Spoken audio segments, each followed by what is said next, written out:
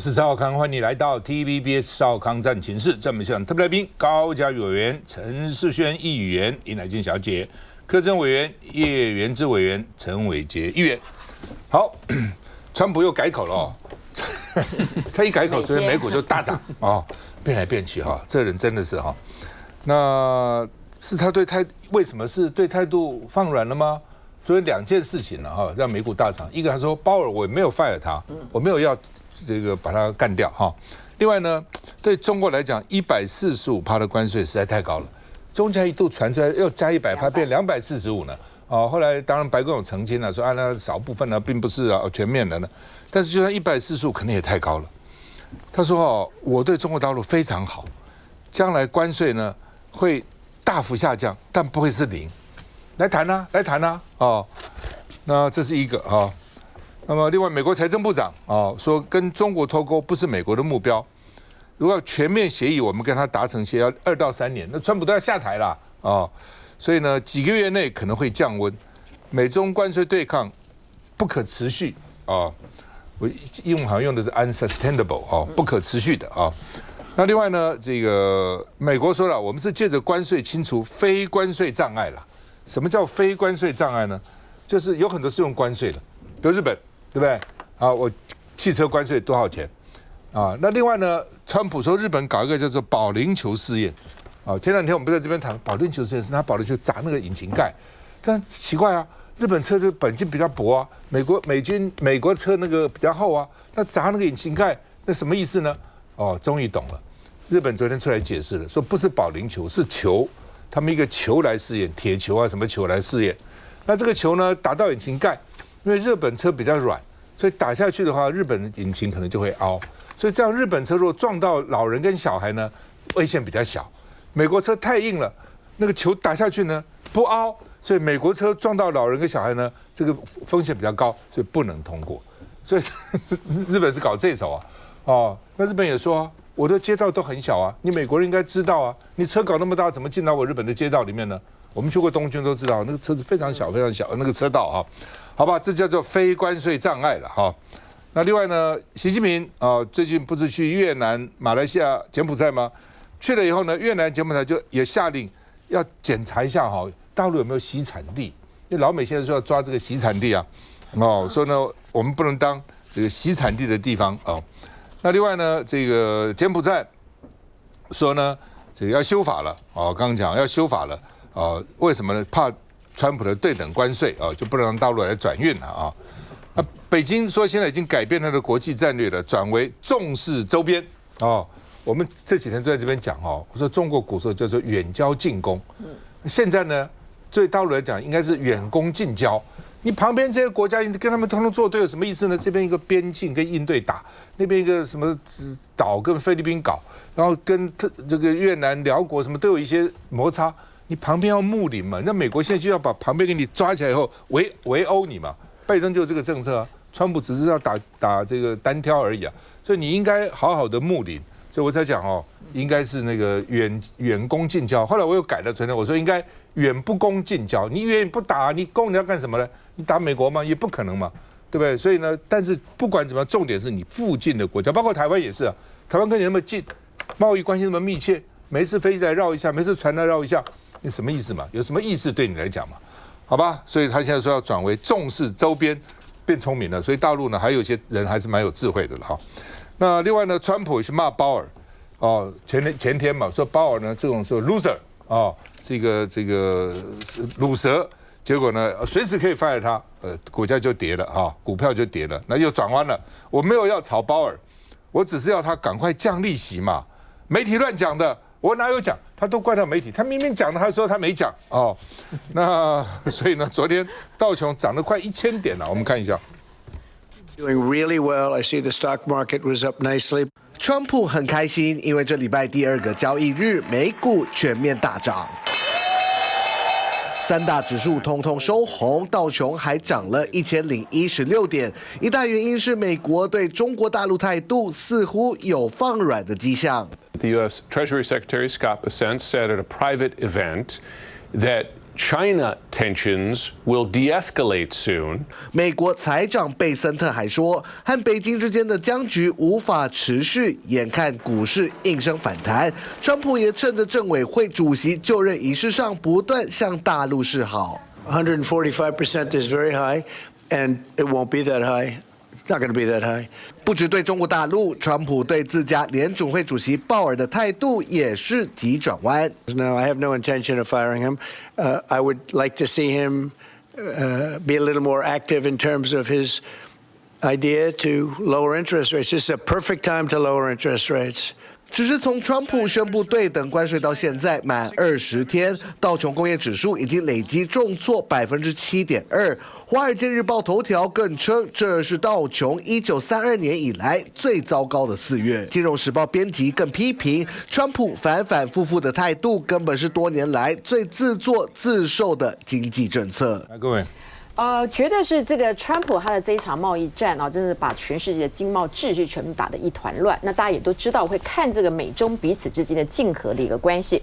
不过我觉得川普会转变这个态度，本来就是跟大家他刚刚拿出来145或者245，大家其实不把它当做一回事。虽然呢第二天股市会重挫，但是大家都会知道说，当你跌到地狱的时候呢，你可能下一刻你可能就会升上天堂。大家都是完全对于他这个变化啊，其实都有一些心理的准备啊。但是我们必须要说，川普这一次的关税大战啊，并没有预期给美国带来非常大的现金或是其他的一些收入，反而是有一些预期性的影响啊，包括对通膨，包括未来可能面对的一个状况，包括这个鲍尔他这个态度其实蛮坚定的。所以说呢，美国的经济来说的话，目前并没有受到一点因为川普这样子的一连串的措施，然后变得比较好，反而是共和党在面对明年期中大选的时候，是否因为这一连串的这个贸易大战，让他们的席次因此这个减少，这反而是川普的一个内政的一个问题啊。不过他特别提到，像刚刚你所提到的这个 Scott Benson， 他特别提到说，跟中国大陆这些彼此之间的关系好像谈得还不错，大家就在思考他们什么时候开始谈，会谈出一个什么样的一个结果。你看 Elon Musk， 你看他的 Tesla 已经降了这个利率，这个他们的这个营收已经降了70%几，他当然也认为说这个关税太大，所以才让他们这样整个 Tesla 整个受到非常大的一个影响。还有最重要的就是，当美中彼此之间。美中之间来说，顺差是中国当然必须要去注意的，但是呢，它的影响度会不会大？会大，但也不是它不能承受的。反而习近平可以利用这个时间去东南亚地方走一走，然后跟大家联络一些关系跟感情，把他们的区域的这个部分，不管在安全或在这个财政的部分，形成另外一个联盟，这可以填补过去的一些的空格。然后呢，对于欧洲的盟邦来说，美国当然不可能一夕之间跟他们之间的关系有大的一个影响，但是你要注意到，欧盟目前为止已经开始，虽然反中还是一种趋势，可是他们已经跟中国开始有些经贸上比过去更热切的一个合作。所以，川普面对这样的一个状况，他真的必须要去很清楚的理解，跟中国这样硬搞下去，彼此两只大象在一个小小的室内当中都会斗到不行。所以，这个大概也是他转这个很重要的缘故。不过，他是不是下次又会让这个所谓的缓和变成又是另外一番的一个剧烈，大家都不知道。所以我说他是属于那种戏剧型的边缘型人格，你永远都是在看他戏剧当中看他倒向哪一方，然后我们再来应对嘛。现在政治人物真的这是跟一般人不一样。你会想到川普这样干吗？写编剧都写不出来。你要拍一个剧能够写出来，说川普这样子搞都写不出来。你能写一个剧，像这个韩国这个尹锡悦突然之间就要搞这个戒严嘛，你也写不出来。你能写一个剧本，说像赖清德这样突然就要对选输的就要大罢免吗？编剧绝对写不出这东西。所以现在政治人物编剧还厉害好吧？刚刚提到特斯拉销售跌了20%，利润跌了71%。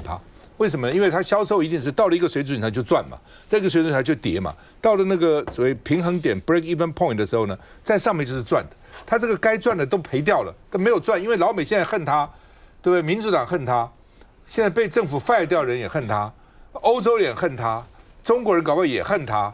在中国本来卖第1名，现在变成第3名了。所以呢，恨还不足以，不买还不足以泄愤，还要去砸他的车，把他轮胎刺破，什么招都有啊。所以呢，他的销售量就减了很多。所以呢，马斯克说，从5月起，我要少碰川普政府的事务，我1个礼拜最多只给他1-2天了。现在大概每天待那个地方，所以从5月起呢，要这个时间要少一点不要都给他所以昨天这个特斯拉也涨了差不多5%，也涨得蛮多的哈。那另外呢，因为特斯拉的电池都是进口的，对不对？那川普要加关税啊，所以呢，马斯克就跟川普说了，你还加什么关税？你要降关税才能救你的股市啊，救市场啊！你这加越来越贵，救什么市场啊？哦，那白宫说已经收到18份关税的提案，马上跟日本、印度会达成协议。我们将以川普速度，什么叫川普速度？说变就变，说干就干，很快就给你通过了哦。哈佛大学哦，因为很气，被删掉了22亿美金，加上6000万美金，所以呢就很气哦。所以你这样的影响到我们这个，甚至很多弱势啊，研究都影响到。那普林斯顿大学呢，联合了100家大学抗议川普。我看了以后，我觉得台湾有哪个大学敢？台湾哪个大学？台大校长你敢吗？不敢，因为你敢吗？因为经费都是教育部给的、啊。经费他也有经费啊，那美国也删掉他22亿，还要继续删他几十亿的经费啊，怎样？对不对？他一方面发动跟校园募款，一方面还是跟你对干了，而且这么多大学都出来了，不是只有哈佛，哈佛你说他全世界最有名，所以他比较敢。那其他的学校，普林斯顿也不错，但是其他100间一定有的这个没有那么有名，这样跟你对干了，这叫做学术良心。台湾哦，真的想想哦，台大那时候还敢跟台大校还敢跟蒋介石对干，你忘了？那时候敢啊，现在敢吗？现在敢吗？哪一个敢？真的是哦，真的越来越差哦。那川普因为关税哦，可能已经对中国失效，因为中国呢人力很低廉，技术能力还不错，做出来的东西呢不像欧洲做的那么好，但是呢也还可以，价钱又非常低，那你说怎么办呢？对美国中下层的人来讲，他没有这个东西，他活不下去了，对不对？那川普说要给他们补助，给他们美金，那到现在给了吗？到现在什么也没给啊！哦，来，元之怎么看？因为那个中国大陆它是生产大国嘛，那美国是消费大国啦。那以前没有关税战的时候，其实大家都合则两利，但是现在川普要这样子搞的话，接下来就是看谁可以撑比较久啦。那今天川普虽然说好像感觉上对中国大陆的态度放软，可是我觉得也不一定啊，因为川普这个人就是变来变去，他可能是现阶段的时候受到国内的压力嘛，因为他们股市一直下跌，然后再来就是会那个国债对美债的信心也不足啦，我相信有很多银行家或者投资家给他很大的压力。那另外刚刚我们也看到，就是说像哈佛大学这些国内的学校，对他来说也是有带来很大压力。而且他的问题不是只有这样啦，他甚至于连到底要不要遣返一个人回到那个人的母国都被抗议。所以现在美国国内对川普的抗议是各种，不是只有经济问题，各种社会议题或者是教育议题都在对他抗议。所以川普现在基本上他的压力是非常大。那反观我觉得像中国大陆，习近平就比较没有这样的压力，因为毕竟那个习近平可以对内讲说，现在是美国在欺负中国，要跟中国在经济上面宣战，所以要叫大家做好准备。那实际上，习近平这段时间他已经准备几个月了，从川普上一次当总统的时候，准备要对中国做贸易大战，他们就开始准备降低对美国的依赖嘛。所以现阶段我们会看到，比如说他已经很久没有去跟美国买那个液态天然气了，然后另外比如说波音747，他也不跟他买了，哈，你要的东西也不跟你买了，然后现在大豆也不买了，本来大豆到中国大陆是最多，占美国的大概9%贸易额左右，现在也不买了，反而逼得美国这些农民要另外去卖给别人。中国大陆现在去跟巴西买，所以中国大陆一方面不跟他买东西，另外一方面重要东西也不给你，那像稀土啊这种东西也不给你。然后中国大陆还利用这个机会，美国等于是有一点自毁形象啊，因为美国这样一波操作会让很多国家觉得说它不可靠，所以有一些东南亚的国家也被课以高关税的，现在也在思考说怎么去跟中国大陆去合作。所以我觉得现在看谁会去能够撑的话呢，感觉习近平是比较有底气的啊。川普因为一直叫板嘛，也得不到回应啊，所以变来变去，但是这还是很难预料，因为他每天都在变呢。习近平最大的本钱呢，就是明年没有期中选举。你川普明年有期中选举，明年11月，众议院435个议员全部重选，参议院100个议员1/3重选，州长也相当的部分要重选。那你川普怎么面对这样的局面？休息一下再回来。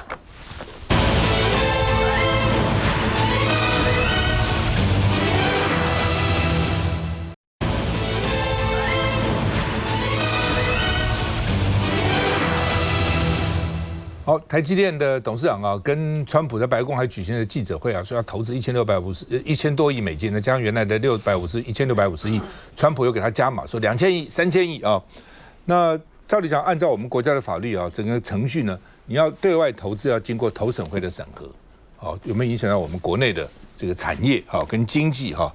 那台积电到美国扩大投资，要投资那么多钱，经济部长说呢，投审会到现在为止还没有收到申请资料，没来申请，啊，那奇怪啊，这应该是申请才对啊，怎么还不申请？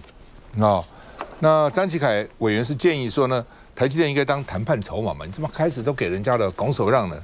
郭智慧说，台积电董事魏哲家比我聪明，所以呢，你多虑了。他比我聪明，所以我能怎样呢？哎呀，这还蛮诚实的。我也相信魏哲家绝对比他聪明，但是问题是你政府还是有公权力啊。那你要问我，我会告诉你，大部分的民间企业家都比你政府官员聪明，你都不要管了。你不相信你下来做生意，看能不能赢过他。我保证你100个99个赔钱，真的，你就来做生意看看。对，那民间企业家当然是比你厉害多，也比你有弹性多了。但是问题你还是手握大权啦。如果你按照你这个讲法说，只要比你聪明，那我们就来做一个智商比赛。反正比过自费聪明以后，经济部都不要管了，都让民间自己去发展，因为都比你厉害嘛。讲什么话嘛，对不对？就是说自己没有尽到责任以后，虽然魏哲家比你聪明，台积电会考虑，你政府还是有政府的职责嘛，对不对？你谈判的时候还是你政府整个去谈判嘛。你不是只谈判台积电嘛？你要谈台湾整个的晶片啊、半导体啊，还有这个整个的这个下游的供应链等都要去谈啊。所以你讲什么东西呢？好吧，英特尔现在说要裁员20%，因为呢，陈立武哦，这个华裔了哈，这个福建裔的陈立武上任就要整顿官僚体系。大家以为官僚体系就政府有，不是的，民间机构久了，官僚体系也不少哦。很多做事啊，什么也不敢突破啊，都循规蹈矩啊，等等哈。那网络说呢，川普是要145对中国关税太多要调，网络说没有人要理他的啦，只有台湾会听话送台积电，其他国家根本不理你，都虚与委蛇，讲一些不着边际的，不知道什么时候啊，日本说我要投资1兆，什么时候呢？也没有时间表，也不知道什么时候可以哦。只有台湾呢，赶快哦！而且不但要赶快，还要把其他的通通送你哈。姐姐出嫁，妹妹一起送哈。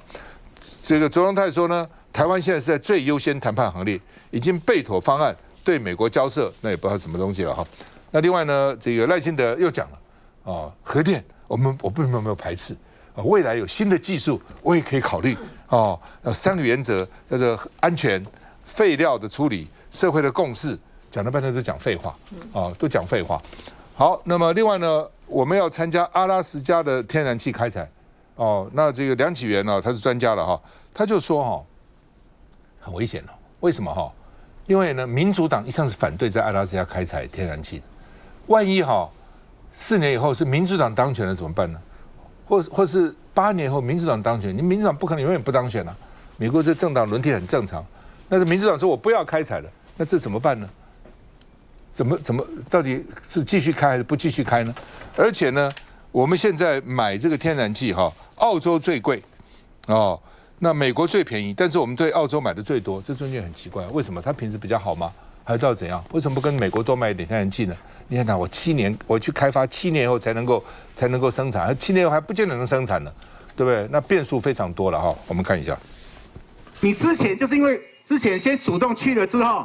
对不对？换了一个32%嘛，跟投审会不相齐啦。当然，你有一天发现，那么太阳不是从东边起来，还是从西边起来的时候，我们就可以讨论这个问题了。批评经济部长郭智辉还没谈判，就先把筹码台积电拱手送人。立委张启凯质疑投审会没功能，引爆双方唇枪舌战。你认为这有什么问题呢？所以保定不是你做话讲单什么枪凶来决定嘛，对不对？他一定要申请，他要去投资。要投资的之前，他一定要申请。魏董事长是非常优秀的经营者，最起码他是比我更优秀了是不是比委员更聪明，我就不太清楚了。郭智辉讲话酸溜溜，台积电扩大赴美投资，投审会就是没收到资料，没得审。而针对关税对我国半导体产业冲击，得仰赖美国企业相助。所以请他们也在帮美国政府跟美国政府做沟通。OK， 所以透过美国的企业去做政府的游说，是这意思吗？这是一部分。透露一下，目前最好跟最坏的情形分别是什么吗？我要打什么牌讲出去，到时候对不对？他又拿来用，或者就拍硬的啦。现阶段对美谈判进度无法透露，不过总统提到扩大天然气、石油等能源采购是谈判的下阶段重点。嘉宇。所谓患难见真情啦，这个台美关系坚若磐石，绝对不是说的。不管美国总统换了谁，什么样的政策，我想台湾对于美国都是坚定不移。所以你看，在这一次关税的谈判里面，我觉得川普应该非常的清楚，台湾对于美国是一片的忠心。那美国对台湾呢？美国对台湾呢？美国对台湾是怎么样？这个大家点滴在心。但是我觉得，从这个过程里面，确实就是见到台湾的对于美国的这个友情。那另外一方面，当然大家也看到，川普确实就是变来变去，本来要这个鲍尔下台，那现在呢又说我没有要他下台，然后又改口对于中国的关税说，哎呦，其实我没有要145%，我还可以再降低等等，大转弯了，所以股市就开始涨了。台积电昨天到今天等于是喜山温暖，从817到今天已经到880了，对不对？所以大家的心情也是一样啊，变来变去嘛。那政策变来变去，当然一方面就是川普其实就是一个经济的门外汉，他想要的就是美债的利息能够降低，然后呢，大家可以帮美国解决这个经济的困境，然后可以让这个美元贬值等等，所以他施压这个联准会，希望他能够降息。但是大家也回想说，过去美国曾经历史重演，就是在1971年所谓尼克森冲击，当时的尼克森也是为了连任，要求这个联准会的主席伯恩斯能够降息，结果导致美国的通膨竟然达到12%，年均8%，从1971年到1978年，整个通膨跟物价的问题跟失业率的问题，造成美国经济大萧条跟衰退。那后来上任的这个主席呢，保罗沃克，他把这个利息提高到19%，才降低了美国的通膨。所以大家如果回想到过去那段历史，再对比现在川普所做的事情，几乎是一模一样的。那当然，很多人现在在旁边踩刹车，要求川普就是必须要去转弯。所以川普其实也意识到这个问题，也警觉性到说，美国人现在开始不消费了，经济会受到影响，而且他原本期待的降息或者是美债利率降低的问题都没有解决，反而大家在开始抛售美债，所以川普也慌了嘛。所以你就可以发现，就是说这个经济的问题其实不是川普所想的这么简单。但是不管怎么变，台湾永远不变，就是跟美国是最好的朋友，这是最重要的。不管你怎么对我，我都对你一片忠心耿耿。来金，换绝情。我们看郭志辉讲说，魏哲家当然比他聪明哈。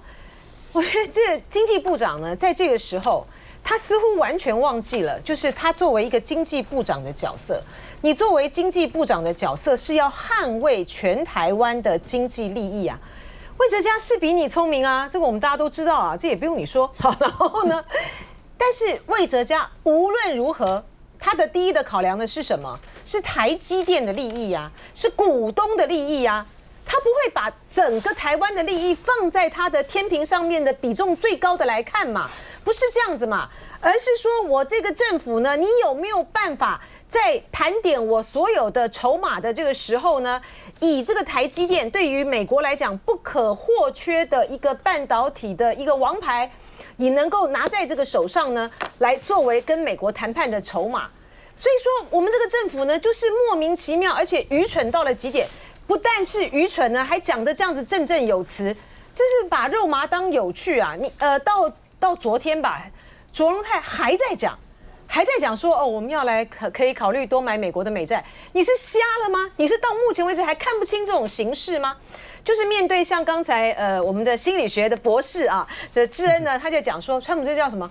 边缘戏剧型的边缘型人格，戏剧型的边缘型人格哈，他呢说谎变来变去。